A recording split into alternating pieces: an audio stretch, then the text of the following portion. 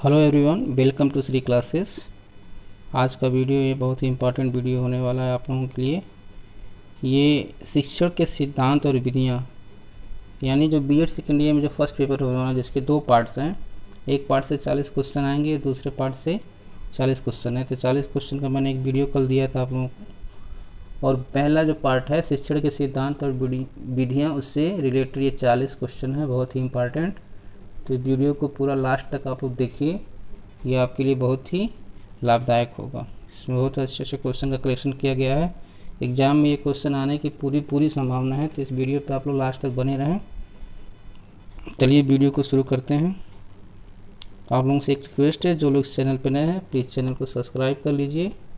जब तक आपकी परीक्षा बीएड की चलती रहेगी तब तक इस पर आपको आपके एग्ज़ाम से संबंधित प्रश्न और विकल्पीय प्रश्न आपको मिलते रहेंगे। तो आइए वीडियो को शुरू करते हैं। पहला क्वेश्चन है, कार्य करके सीखना, लर्निंग बाय डूइंग, यह किसने कहा था?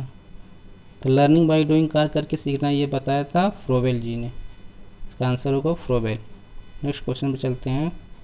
शिक्षण का अर्थ है सिखाना, शिक्षण का अर्थ है सिखाना, यह किसका कथन है? यह कथन है ह्यूजेस का। शिक्षण का अर्थ है सिखाना, यह कथन किसका है? ह्यूजेस का। नेक्स्ट चलते हैं अगले क्वेश्चन में।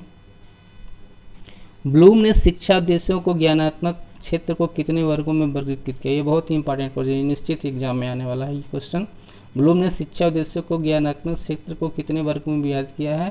तो 6 वर्गों में विभाजित किया है। जो कौन से 6 वर्ग हैं देख लेते हैं। ज्ञान, बोध, प्रयोग, विश्लेषण, संश्लेषण और मूल्यांकन। नेक्स्ट क्वेश्चन पे चलते हैं।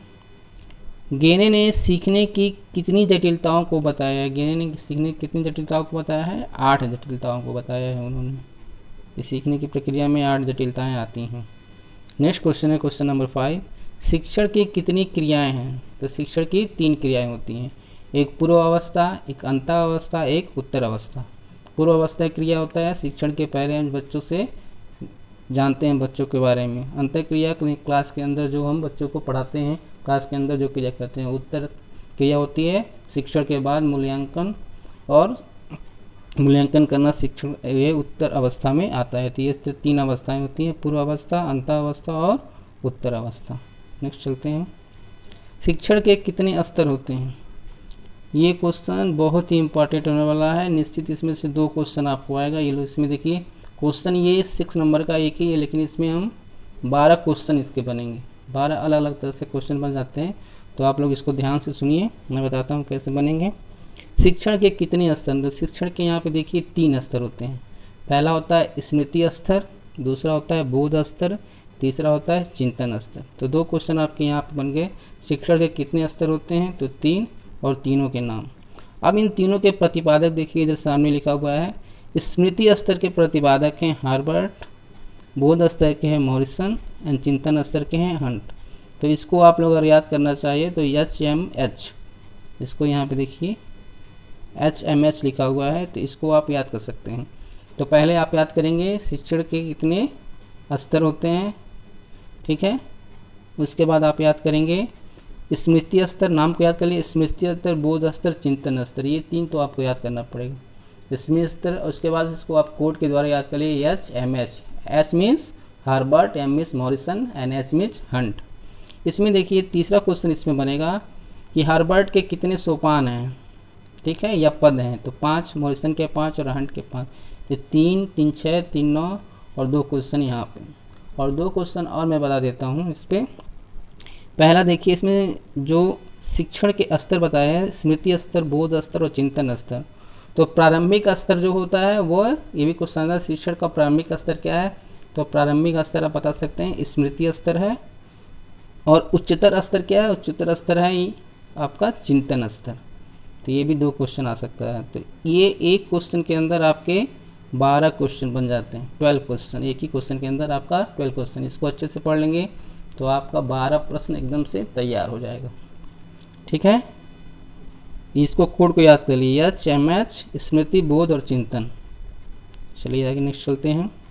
शिक्षा के क्षेत्र में उद्देश्य कितने प्रकार के होते हैं? शिक्षा के क्षेत्र में उद्देश्य 2 प्रकार के होते हैं। एक होता है शैक्षिक उद्देश्य, एक होता है अधिगम। उद्देश्य यानी उद्देश्य 2 प्रकार के होते हैं। पहला उद्देश्य शैक्षिक उद्देश्य, दूसरा उद्देश्य अधिगम उद्देश्य। यानी उद्देश्य 2 प्रकार के होते हैं। एक होता है शैक्षिक उद्देश्य, एक होता है अधिगम उद्देश्य। यानी उद्देश्य 2 प्रकार के होते हैं। पहला ये थोड़ा याद करने वाली चीज़ें हैं।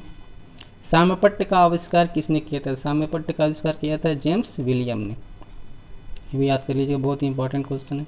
साम्यपट्ट पर अक्षरों का साइज लगभग कितना होना चाहिए? यानी साम्यपट्ट पे जो हम अक्षर लिखते हैं बोर्ड पे, उसकी साइज़ कितनी होनी चाहिए? साइज़ तो हम बड़ी छोटी भी लिख सकते हैं, लेकिन एक मानक के अनुसार इसकी साइज़ अगर देखी जाए तो 2 से 2.5 इंच होनी चाहिए। ये भी क्वेश्चन बहुत ही इम्पॉर्टेंट है। नेक्स्ट चलते हैं। यूनेस्को शब्द का तात्पर्य क्या है? यूनेस्को शब्द का तात्पर्य होता है मैं खोजता हूँ या खोज करता हूँ, जिसको हम खोज विधि भी कहते हैं, अन्वेषण विधि भी कहते हैं, रिस्ट्रिक्ट मेथड भी कहते हैं। ठीक है, तीनों तरह से क्वेश्चन आ सकता है और इसके प्रतिपादक हैं आर्मस्ट्रांग। तो इसको आप लोग याद कर लीजिएगा। इसमें हर क्वेश्चन से आप 4-4 क्वेश्चन को आसानी से बना सकते हैं। नेक्स्ट चलते हैं। मस्तिष्क विप्लव या ब्रेन स्टॉर्मिंग विधि के प्रतिपादक हैं ओसबर्न। मस्तिष्क विप्लव यानी ब्रेन स्टॉर्मिंग। ब्रेन स्टॉर्मिंग क्या होता है? Brainstorming is a simple as generating ideas.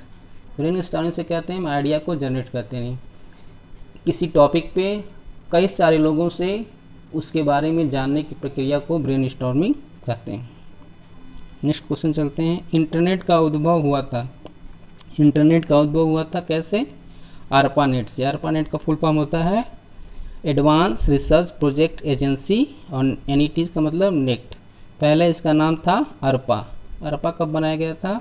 द्वितीय विश्व युद्ध के दौरान अमेरिका ने अपने US डिपार्टमेंट में एक नेटवर्क डेवलप किया था, 3-4 कंप्यूटरों को जोड़ करके उसका नाम रखा था उन्होंने ARPA, advance research projects agency. बाद में कुछ समय के बाद इसको वहाँ के पब्लिक के लिए, जनरल पब्लिक के लिए यूज़ करने के लिए दे दिया गया, तो इसमें NET को जोड़ दिया गया, तब इसका नाम हो गया ARPANET यानी advance research project agency network. अगर फुल फॉर्म भी आता है तो उसमें आप लोग आसानी से कर लेंगे, इसको बोलते हैं ARPANET। नेक्स्ट चलते हैं। नेक्स्ट क्वेश्चन से डिजिटल कंप्यूटर का प्रकार है। तो डिजिटल कंप्यूटर हमारे पास 4 प्रकार के होते हैं। Micro computer, mini computer, main frame computer, super computer. इसके बारे में थोड़ा सा जान लेते हैं।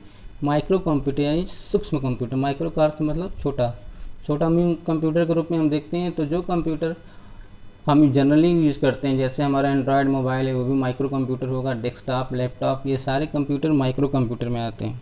तो माइक्रो कंप्यूटर क्या होता है? जनरल पब्लिक के द्वारा यूज़ किया जाता है। मिनी कंप्यूटर क्या होता है? उसकी प्रोसेसिंग स्पीड थोड़ी ज़्यादा होती है, जो बड़े बड़े ऑफिसों में यूज़ किया जाता है। मेन फ्रेम कंप्यूटर ज़्यादातर हम लोग रेलवेज़ में या बैंक में देखते हैं, मेन फ्रेम कंप्यूटर यूज़ करते हैं। और सुपर कंप्यूटर साइंटिफिक पर्पज़ के या वेदर फोरकास्टिंग के लिए, यानी बड़ी बड़ी गणनाओं को करने के लिए सुपर कंप्यूटर का यूज़ किया जाता है। तो ये कंप्यूटर हमारे होते हैं 3 तरह के, 3 प्रकार के। नेक्स्ट चलते हैं। सब 3 नहीं 4 होता है, सॉरी। सभ्य सामग्री का उदाहरण नहीं है। सभ्य सामग्री यानी जिससे हम सुन सकते हैं, कान के द्वारा, इंद्रियों के द्वारा सुन सकते हैं। तो कंप्यूटर को हम क्या करते हैं? देखते हैं, सुनते हैं, गाने सुनते हैं, लेकिन कंप्यूटर को हम देखते भी हैं। तो ग्रामोफोन जिससे सिर्फ सुन सकते हैं, रेडियो सिर्फ सुन सकते हैं, और टेप रिकॉर्डर सिर्फ सुन सकते हैं। कंप्यूटर को सुन भी सकते हैं और देख भी सकते हैं। तो इसमें दिया सभ्य सामग्री का उदाहरण नहीं है, यानी कंप्यूटर उदाहरण नहीं है। अगला चलते हैं। संभवतः पाठ्य पुस्तकें बहुत ही महत्वपूर्ण शैक्षिक उपकरण है। ये किसने कहा था? यानी पाठ्य पुस्तक जो हम यूज़ करते हैं ये बहुत ही महत्वपूर्ण शैक्षिक उपकरण है, इसके बिना शिक्षा करना एक असंभव मात्र हो जाएगा। तो इसको कहा था बाउर व बर्टन ने। तो ये याद कर लीजिएगा, ये भी बहुत ही इंपॉर्टेंट है। बाउर व बर्टन ने इसको ये कथन कहा था। नेक्स्ट क्वेश्चन चलते हैं। स्मार्ट स्कूल किस प्रदेश सरकार का अभिनव प्रयास, यानी किस सरकार ने इसको लाया था? स्मार्ट स्कूल को ये लाया था असम सरकार ने सबसे पहले। नेक्स्ट चलते हैं। दूरस्थ शिक्षा यानी डिस्टेंस लर्निंग का विकास पहले किस देश में हुआ था? तो दूरस्थ शिक्षा का विकास सबसे पहले हुआ था इंग्लैंड में। अगले क्वेश्चन की तरफ चलते हैं। भारत में सर्वप्रथम दूरस्थ शिक्षा विश्वविद्यालय यानी खुला विश्वविद्यालय यानी ओपन यूनिवर्सिटी कहाँ स्थापित हुआ था? यह स्थापित हुआ था हैदराबाद में। नेक्स्ट चलते हैं। उत्तर प्रदेश में पत्राचार शिक्षा संस्थान की स्थापना कब हुई थी? यानी उत्तर प्रदेश में कब इसकी स्थापना हुई थी पत्राचार की, डिस्टेंस लर्निंग की? सन 1980 में। आगे चलते हैं। इकाई किसे कहते हैं? इकाई या यूनिट किसे कहते हैं? कई पाठों के संग्रह को यूनिट कहते हैं। देखते हैं जब बुक में लिखा रहता है unit 1, unit 2, second unit 3rd। तो फर्स्ट यूनिट में क्या रहते हैं? 3, 4, 5 चैप्टर्स को जो एक तरह के होते हैं उनको एक यूनिट में कन्वर्ट कर दिया जाता है, तो इसी को कई पाठों के संग्रह को यूनिट कहते हैं। नेक्स्ट चलिए अगले क्वेश्चन की तरफ चलते हैं। क्वेश्चन नंबर 21 है, पाठ योजना के कितने स्तर होते हैं? तो पाठ योजना के 2 स्तर होते हैं, इकाई स्तर और दैनिक स्तर। इकाई स्तर वही यूनिट के आधार पे हम पाठ योजना बनाते हैं या प्रतिदिन के आधार पे हम पाठ योजना बनाते हैं। तो इसके होते हैं 2, यानी इसके 2 स्तर होते हैं, इकाई स्तर और दैनिक स्तर। तो तीनों क्वेश्चन अलग तरीके से पूछ सकता है। योजना विधि को किसने और कब प्रतिपादित किया? तो योजना विधि को प्रतिपादित किया, योजना विधि को प्रोजेक्ट विधि भी कहते हैं, प्रोजेक्ट मेथड, W.S. किलपैट्रिक ने सन 1918 में। तो विधियों को आप अच्छे से याद कर लीजिए, सारे विधि को कोई ना कोई विधि जरूर पूछेगा, इसके प्रतिपादक कौन है। दूरस्थ शिक्षा और किन किन नामों से जाना जाता है, यानी दूरस्थ शिक्षा को हम किन किन नामों से जान सकते हैं? तो हमने इसमें 3 नाम ले लिया है जो सबसे मुख्य है, प्रत्याचार, मुक्त एंड दूरस्थ। और इसके साथ में ये 4 वर्ड दिए गए हैं, यहाँ पे आप देख लीजिए, अध्ययन, शिक्षण, शिक्षा और अधिगम। इसको जोड़ करके इसमें बना सकते हैं, जैसे प्रत्याचार शिक्षण, मुक्त शिक्षा, दूरस्थ शिक्षा या दूरस्थ शिक्षण, दूरस्थ अध्ययन। यानी इन चारों नामों में किसी नाम को इसमें जोड़ करके इसके अध्ययन को हम बना सकते हैं। तो मुख्यतः हम अगर 3 याद कर लें, प्रत्याचार, मुक्त और दूरस्थ, ये हमारे दूरस्थ शिक्षा के और नाम हो जाएंगे। अगले क्वेश्चन की तरफ चलते हैं। नेटवर्क में कितने प्रकार के कंप्यूटर लगते हैं? नेटवर्क पहले समझ लेते हैं थोड़ा सा क्या होता है। नेटवर्क मतलब कई सारे कंप्यूटरों को एक दूसरे से जोड़ दिया जाता है, जो सूचनाओं का आदान प्रदान करते हैं, उसी को हम नेटवर्क करते हैं। तो समझ लीजिए, मान लीजिए कमरे में 10 कंप्यूटर है, तो एक दूसरे से जोड़ दिया गया है, तो एक दूसरे से क्या करेंगे, सूचनाओं का वो आदान प्रदान करेंगे। तो उस 10 कंप्यूटर में से एक कंप्यूटर को सर्वर बना दिया जाता है। सर्वर क्या करता है, उस कंप्यूटर यानी सर्वर ही जो मेन कंप्यूटर होता है, जो सारी सूचनाओं को संग्रहित करता है और वह सूचनाओं को भेजता है, यानी वो मेन कंप्यूटर। इसको आसान भाषा में समझने के लिए, जर्नल लाइफ में समझने के लिए देखें तो समझ लीजिए, मान लीजिए एक मेडिकल स्टोर की दुकान है और उसके 10 ग्राहक हैं। क्लाइंट मतलब कस्टमर कंप्यूटर लैंग्वेज में क्लाइंट वकील लोग यूज़ करते हैं, लायर्स। क्लाइंट वही ग्राहक होता है। तो मेडिकल स्टोर है, तो वहाँ पे मेडिकल स्टोर पे अगर उसके 10 ग्राहक है मान लीजिए, और मेडिकल स्टोर सर्वर है, तो 10 ग्राहक क्या करते हैं, वहाँ पे जाते हैं, अपना दवाई की पर्ची देते हैं, दवा लेते हैं। यानी एक ही जगह से क्या करते हैं, अपना आदान प्रदान करते हैं एक ही जगह से, यानी सारे लोग एक ही जगह जाते हैं, तब सूचनाएं एक जगह जाके इकट्ठा होती हैं और उनको मिलती हैं। इसी तरह से सर्वर क्या करता है, सूचनाओं को इकट्ठा करता है और जिसको जो सूचना की ज़रूरत होती है, जिस सूचना की ज़रूरत होती है, उसको वो भेज देता है। तो 10 कंप्यूटर में जो एक कंप्यूटर हो जाता है वो हो जाता है सर्वर, और बाकी के जो 9 कंप्यूटर होते हैं उसके क्लाइंट हो जाते हैं, तो हो जाते हैं ग्राहक। तो ये होता है नेटवर्क का पूरा सिस्टम। एक सर्वर होता है और बाकी सारे उसके क्लाइंट हो जाते हैं। सीसीटीवी का पूरा नाम क्या है? सीसीटीवी का पूरा नाम है क्लोज सर्किट टेलीविज़न। अब आते हैं अगले क्वेश्चन की तरफ। शिक्षण और अधिगम दोनों एक हैं या अलग हैं? तो शिक्षण और अधिगम क्या है, दोनों अलग अलग हैं, दूसरे से भिन्न हैं। अधिगम क्या आता है, अधिगम is a process of learning, इसमें सीखा जाता है, सीखने की प्रक्रिया को अधिगम कहते हैं और सिखाने की प्रक्रिया को शिक्षण कहते हैं, ये दूसरे से भिन्न होता है। नेक्स्ट चलते हैं। भारतीय उपागम किस उपागम पर आधारित है? यानी भारतीय उपागम जो लर्निंग का प्रोसेस है किस पे आधारित है? अमेरिका और ब्रिटिश पे आधारित है। उपागम यानी अमेरिकन और ब्रिटिश उपागम पे आधारित है। मूल्यांकन उपागम किसके द्वारा किया जाता है? तो मूल्यांकन उपागम BS ब्लूम के द्वारा। चलिए नेक्स्ट करते हैं। SSST SSST का पूरा नाम क्या है? इसका नाम है सिमुलेटेड सोशल स्किल ट्रेनिंग है। सोशल स्किल एक ट्रेनिंग होती है, टीचरों को की जाती है। नेक्स्ट चलते हैं। SST को और किन किन नामों से जाना जाता है, यानी किन किन नामों से इसको हम जान सकते हैं? तो इसमें भी वही प्रक्रिया अपनाई गई है। यहाँ पे प्रशिक्षण विधि और शिक्षण तीनों इसके साथ जुड़ सकता है। भूमिका, तो इसके कौन कौन से और नाम हो सकते हैं? भूमिका, कृत्रिम, पायलट, प्रयोगशाला, आगमन और वैज्ञानिक। और इसमें से तीनों में से कोई एक नाम इसके साथ आप जोड़ सकते हैं, जैसे भूमिका विधि, कृत्रिम प्रशिक्षण, पायलट विधि, प्रयोगशाला विधि, आगमन विधि, वैज्ञानिक शिक्षण। इसमें इसको जोड़ करके इसके नामों को हम पूरा कर सकते हैं। अब आगे चलते हैं। एसएसटी विधि में कितने सोपान होते हैं? तो एसएसटी विधि में 6 सोपान होते हैं, 6 सोपान होते हैं। पृष्ठ पोषण कितने प्रकार का होता है? तो देख लेते हैं, पृष्ठ पोषण को थोड़ा समझ लेते हैं। पृष्ठ पोषण क्या है? पृष्ठ पोषण व्यवहार को जानने की एक, व्यवहार की सूचना प्राप्त करने की एक प्रक्रिया को पृष्ठ पोषण है। यानी व्यक्ति या बालक के व्यवहार को कैसे जाना जाए, इस प्रक्रिया को हम पृष्ठ पोषण कहते हैं। ये कितने प्रकार का होता है? ये होता है 3 प्रकार का, धनात्मक पृष्ठ पोषण, नकारात्मक पृष्ठ पोषण और मिश्रित पृष्ठ पोषण। यानी व्यक्ति क्या होता है? व्यक्ति का व्यवहार धनात्मक भी हो सकता है, पॉजिटिव थिंकिंग कर सकता है, निगेटिव भी, या मिला जुला उसका रूप हो सकता है। अब आते हैं नेक्स्ट, पृष्ठ पोषण किस रूप में देना चाहिए?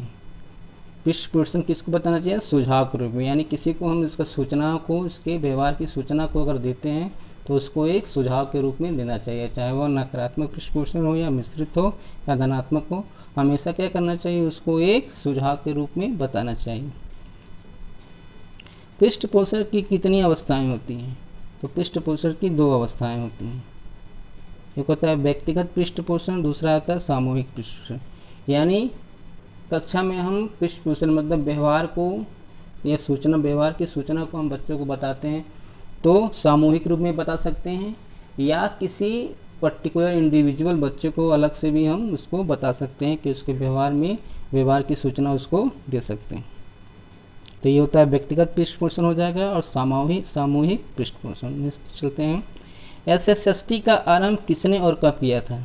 इसका आरंभ किया था, कब हुआ था? 1968 में क्रुकसेंक के द्वारा इसका आरंभ हुआ था।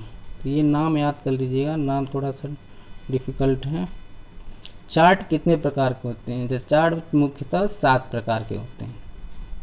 कौन कौन से होता है? समय चार्ट, ग्राफिक चार्ट, तालिका चार्ट, पिक्चर चार्ट, संगठन चार्ट, बुद्धि चार्ट और फ्लो चार्ट। आते हैं अगले क्वेश्चन की तरफ। क्वेश्चन नंबर 37 है, वीसीआर का पूरा नाम क्या है? वीसीआर का पूरा नाम है वीडियो कैसेट रिकॉर्डर। तो स्पेलिंग अगर इंग्लिश में आ जाता है, कभी कभी हिंदी में नहीं देता है, तो स्पेलिंग भी इसलिए लिख दिया गया है कि स्पेलिंग थोड़ा बहुत चेंज करके देता है, इसलिए वीडियो कैसेट रिकॉर्डर। तो स्पेलिंग आप लोग देख लीजिएगा। नेक्स्ट चलते हैं, सूक्ष्म शिक्षण का विकास कब और कहाँ पे हुआ था? सूक्ष्म शिक्षण का विकास हुआ था स्टैनफोर्ड यूनिवर्सिटी में 1961 में, किस एसन के द्वारा, और इसके प्रतिपादक हैं सूक्ष्म शिक्षण के डॉक्टर एलन। तो ये भी बहुत इंपॉर्टेंट क्वेश्चन है। अब क्वेश्चन नंबर 39 पे आप देख रहे हैं, यहाँ पे क्वेश्चन मार्क है। क्वेश्चन मार्क क्यों दिया गया है? क्वेश्चन मार्क इसलिए दिया गया है कि ये क्वेश्चन आपको फिल करना है। अगर आप लोग सोचते हैं कोई भी एक प्रश्न जो इस वीडियो में हो या वीडियो में नहीं हो, लेकिन आप सोचते हैं कि ये निश्चित ही एग्ज़ाम में आने वाला है, तो उसको आप कमेंट बॉक्स में लिखें प्रश्न को, और उसका आंसर भी लिखें, ताकि इससे बहुत सारे क्वेश्चन मिल जाएंगे और बहुत सारे बच्चे आसानी से उस क्वेश्चन को तैयार भी कर लेंगे। तो ये आप लोगों से एक मेरा रिक्वेस्ट है कि कम से कम एक प्रश्न अपने तरफ से, जो ये आप सोचते हैं कि ये परीक्षा में निश्चित ही आने वाला है, 100% ये आने ही वाला है, तो उस प्रश्न को आप कमेंट बॉक्स में लिख करके उसका आंसर भी लिख दें, ताकि बच्चों को और सारे प्रश्न आसानी से मिल जाए, वो तैयारी कर सकें। अब आइए चलते हैं लास्ट क्वेश्चन की तरफ। ये बहुत ही इंपॉर्टेंट क्वेश्चन है, ये एग्ज़ाम में इसके आने की पूरी संभावना है, पूरी तरह से निश्चित इसमें से कोई ना कोई 1-2 क्वेश्चन आएगा, तो इसको आप लोग जरूर देख लीजिए। अभिक्रमित अनुदेशन कितने प्रकार का होता है? तो अभिक्रमित अनुदेशन 3 प्रकार का होता है। यहाँ पे देखिए लिखा हुआ 3 प्रकार के, 3 प्रकार के होते हैं। कौन कौन से होते हैं? रेखीय अभिक्रमित अनुदेशन, शाखीय अभिक्रमित अनुदेशन और मैथेटिक्स अभिक्रमित अनुदेशन। और तीनों के प्रतिपादक यहाँ पे लिखे हुए हैं। रेखीय के होते हैं बीएफ स्किनर हैं, शाखीय के हैं नॉर्मल एंड क्राउडर, और मैथेटिक्स के हैं थॉमसन एफ गिलबर्ट। तो इसको एक आसान तरीके से अगर याद कर सकते हैं, तो रेखीय को हम लीनियर बोलते हैं, शाखीय को हम ब्रांच बोलते हैं, और मैथेटिक्स को मैथेटिक्स ही बोलते हैं। तो यहाँ पे देखिए हम याद कर लें LSBKMG। तो यहाँ पे देखिए एक ट्रिक लिखा हुआ है LSBKMG, इसको आप याद कर लेंगे। यानी लीनियर के हो जाएंगे आपका स्किनर, ये ब्रांच हो गया, तो शाखीय के हो जाएंगे आपके क्राउडर, एंड यम हो जाएगा मैथेटिक्स के, इसके हो जाएंगे गिलबर्ट। तो इन 6 वर्ड को आप लोग याद कर लें। तो इसमें से समझिए आपका ये 4-5 3 3 6 6 क्वेश्चन आपका तैयार हो जाएगा एकदम आसानी से। LSBKMG, LS means linear, linear मतलब रेखी, इसके प्रतिपादक हो जाएंगे Skinner. BK means branch, branch means शाखा, शाखी हो जाएगा, जिसको हो जाएंगे BK मतलब क्राउडर, K से क्राउडर, AM से मैथमेटिक्स, जिसके G हो जाएगा गिलबर्ट।